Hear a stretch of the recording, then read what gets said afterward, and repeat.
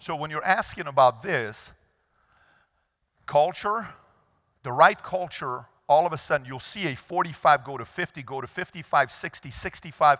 Now you're doing numbers you've never done before, and guess what else happens when that thing hits 70, 75%? You know what happens when it's 70, 75%? Guess what happens to 80% of the problems in a company? You're no longer solving them. The culture solves them.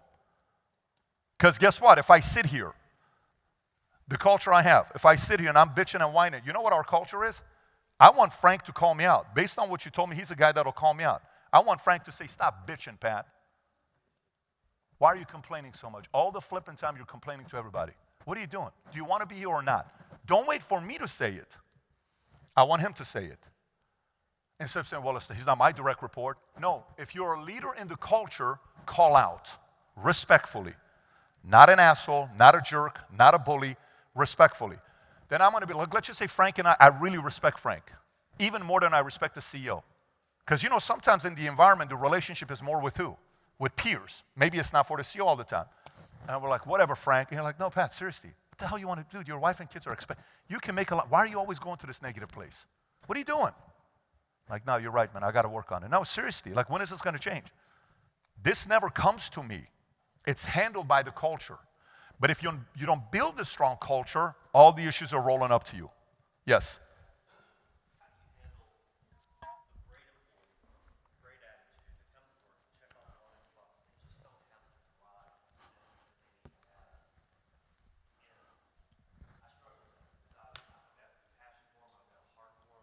But I'm just like, you know, you need to step it up. You know, I'm motivated. I'm reading the books. I'm working with them. They just don't have that drive. Do you have anybody with the drive in the company? Oh, yeah, absolutely. Okay, give me the ratios.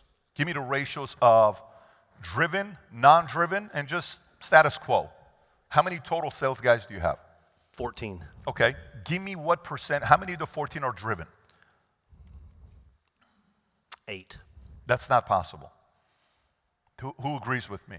8 on 14. Define driven. Okay, I'm talking about a competitive professional coming in, you know. 2. Okay, good. So 2. Yeah. Okay, these are professionals, right? Like these are best in the market.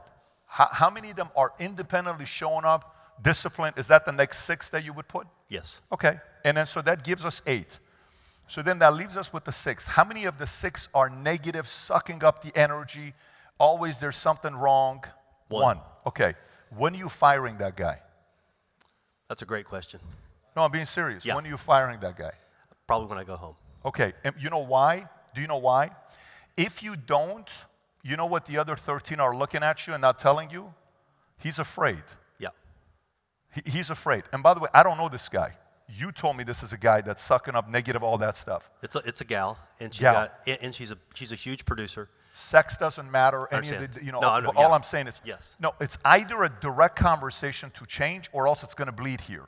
Yeah. Okay? Especially if they're a performer, even worse. Right. Even worse because they have more authority to influence your other guys to become part of their town. Yeah. So she's the leader of the negatives. Okay? Again, I don't know more of the information, so I don't want you to make an emotional decision on Monday and fire him. Go a little bit deeper there. But watch this. So these, out of these 6, how many are the ones that you say they don't have drive? Of the 6. Half. So 3. And you want to change these guys. Yep. It's not going to happen. It's not going to happen because, if you can bring this back up, if you go back to this, remember this, okay? Desire is on who? On them. Drive, how driven are you? I'm driven. You're driven. So they see you morning, night, you're driving, you're doing your part. And they're still not replicating, then what? You think a book is going to do it? You know, the last thing is what? One of these was a book? No. Well, and the question is, in your companies, is it time to move those people out? Can I bring Taylor up, please? Taylor, Aaron, can you guys come up real quick, please? Can you come up? Can we get a mic? So, Tico, can you come up as well? Can I get Tikran up as well, please? So can you do me a favor? All 3 of you have witnessed how we do things with these types of people. You can give testimonies without giving names. Tico, you've seen millions of these, right? who wants to go first? How would you answer his question on how we handle people that are not driven, but they're good people? Who wants to go first? I'll go first. Go for it.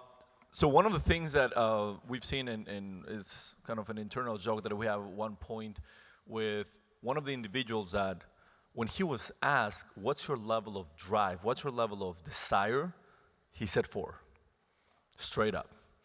And there's a moment that there was a respectful challenge to really figure out what is he solving for, what does he want to do, what is he wants to go back and forth. Someone like a mentor that can push you and hold you accountable. Even though he had that, even though he had his peers holding him accountable, taking them out to dinner, doing that, he stayed at 4. So there's an element that it's the can't duplicate. If that part is not figured out, it's going to be very tough to try to be kind of one of your affirmations. I'm not trying to be God. God's job is already taken. Changing people on desire, if 30 years, 40 years of their life, they haven't been able to figure out, you trying to do it in 6 months, it can be challenging. But I've seen moments that a strong leader like Pat, because of the respectful challenge, gets the person to go from 4 to a 6. Because you're driving, they go from a 6 to a 7. 7 months later, all of a sudden, it's a completely different human being.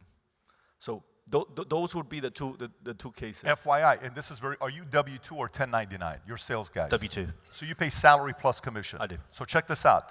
This business unit is salary plus commission. This business unit is 100% commission. So I just want you to know, it's very important when it's the unit, the way you're running it, it's slightly different than we run it, because his feedback's going to be different. Taylor, what would you add? Yeah, I would say a few things. And I feel like part of it is you got to take it from the head to the heart, right? When it comes to desire. Like, you can talk numbers, accountability all day, but one of the things Pat does really well, and he spoke about moral authority right before this, right? The reason Pat can challenge us in certain ways is because he has a strong desire and he leads from moral authority. It'd be way different if I had a leader that wasn't and it didn't show up every single day, right? So that's first and foremost. But he'll go to your family. Why are you here? The why behind your showing up. Everything on the emotional side is desire. It's not numbers. You know, he'll challenge you, okay, what's important to you? This gentleman that Aaron was speaking about, taking care of his family one day, doesn't come from a rich family by any means. And he's like, okay, so imagine yourself 20 years from now.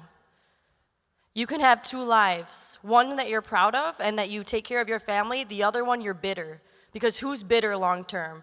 Those who knew they could have done more in their life and they are not, right? That's awesome. So that painting the picture for both, because at the end of the day, what is it? The person has to choose. They have to make the decision to have desire, right? And so you painting the picture, and Pat does a really good job of, this could be your life or this could be your life. It's up to you. But you can only have it by that because you can't teach desire. And then lastly, like in our environment, if you don't have that fire, you don't have that desire, I genuinely don't see you there long term. We got a big vision. We're going to take over the world, right? You got to have that same fire to do so.